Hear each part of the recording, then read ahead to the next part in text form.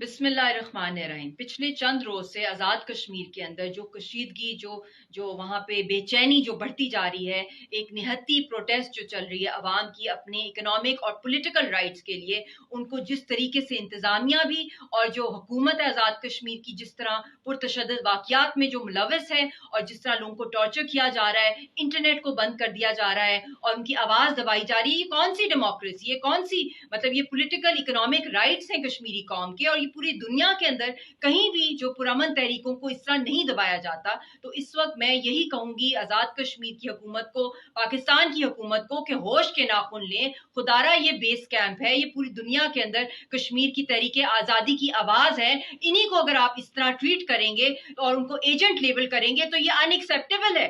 हम इसको कंडेम करते, मैं कंडेम करती हूँ, और दुनिया का कोई कानून जो है पुरअमन जो प्रोटेस्ट है उनको इस तरह के रिस्पॉन्स से जो है वो एक्सेप्ट ही नहीं करता। ये इलीगल है। आप फौरी तौर पे जो है जो इसकी सोल्यूशन की तरफ जाएं, और जिन्होंने भी ये इंतशार फैलाया है, जिन ने, चाहे वो इंतजामिया में, हुकूमत में या आम आवाम में, जहां कहीं है जिन्होंने टारगेट किया है लोगों को, खुलेआम गोलाबारी और अंधाधुंध फायरिंग की है, उन सबको जो है कैफरे किरदार पे पहुंचाया जाए।